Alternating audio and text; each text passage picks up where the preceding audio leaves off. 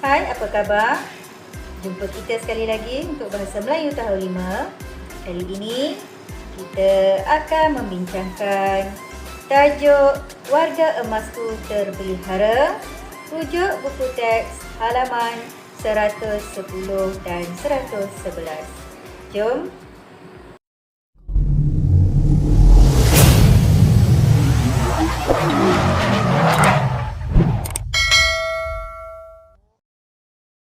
Standard pembelajaran kamu pada hari ini 2.3.1 iaitu membaca dan meneliti kandungan teks karya sastra dan karya bukan sastra untuk membuat rumusan.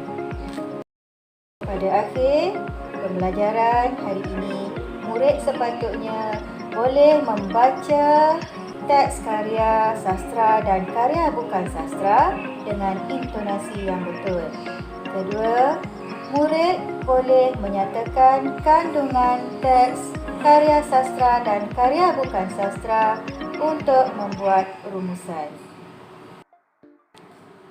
Sekarang, mari sama-sama baca petikan teks halaman 110 yang bertajuk Warga Emasku Terpelihara. Selamat pagi dan salam sejahtera guru-guru dan rakan-rakan yang saya kasihi. Pada hari ini, saya akan menyampaikan pidato yang bertajuk Keistimewaan Warga Emas di Malaysia. Sidang Dewan. Warga emas ialah warga negara yang berumur 60 tahun ke atas. Menurut Jabatan Perangkaan Malaysia, anggaran golongan ini pada tahun 2019 meliputi 10.3% daripada jumlah penduduk negara. Kita bersyukur kerana golongan seperti datuk, nenek, ayah dan ibu kita mendapat pembelaan sewajarnya. Warga hadirin yang saya hormati, kerajaan telah mengisytiharkan 1 Oktober pada setiap tahun sebagai Hari Warga Emas. Langkah ini sebagai satu pengiktirafan terhadap golongan tersebut dalam komuniti. Selain itu, dasar warga emas negara diwujudkan untuk menjaga kebajikan dan menyediakan perkhidmatan mesra untuk warga emas. Antara perkhidmatan untuk warga emas termasuklah bantuan keuangan, menubuhkan pusat aktiviti warga emas dan unit penyayang warga emas. Pemberian alat sokongan dan alat tiruan anggota badan juga disalurkan. Seterusnya, warga emas akan mendapat layanan istimewa di klinik dan di hospital kerajaan. Selain potongan separuh harga bagi tambang pengangkutan awam. Oleh itu, semaikanlah sifat penyayang kepada warga emas. Mereka berhak mendapat pembelaan dan pengiktirafan. Mereka perlu kekal aktif untuk menabur bakti ke arah pembangunan negara dan bangsa. Akhir kata, selamat menyambut Hari Warga Emas. Saya berharap semoga kita berjumpa lagi di pentas pidato ini. Sekian, terima kasih. Baiklah, sekarang mari sama-sama kita lafazkan pantun Sayangi Warga Emas. Pohon bidara di tanah rata, di atas guni buah kepayang.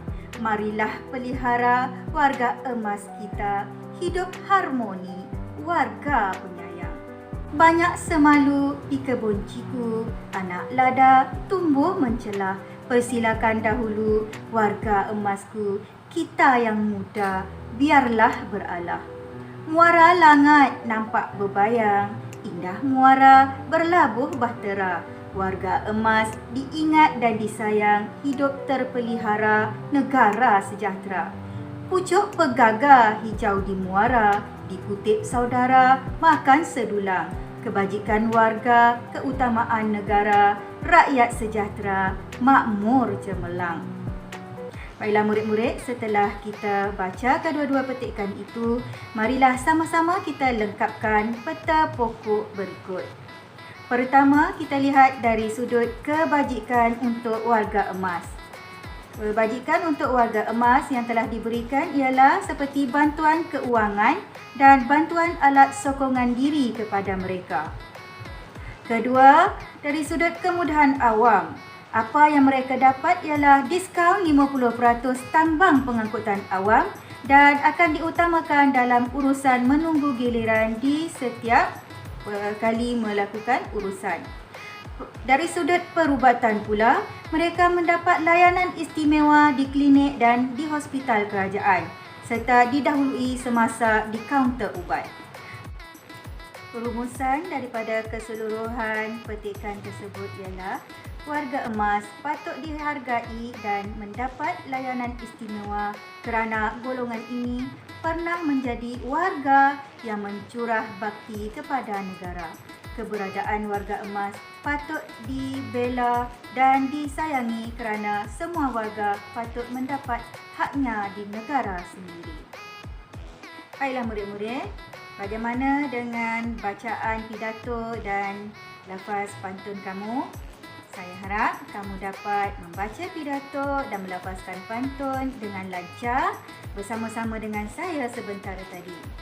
Setelah membacanya, saya harap kamu juga dapat menyalin dan melengkapkan peta pokok tentang keistimewaan warga emas itu tadi.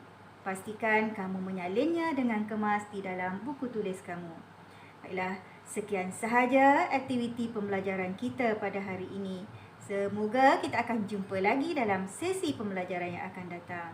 Jangan lupa ketik butang like dan subscribe serta share tanda sokongan kamu kepada saya. Sekian. Terima kasih. Jumpa lagi. Bye.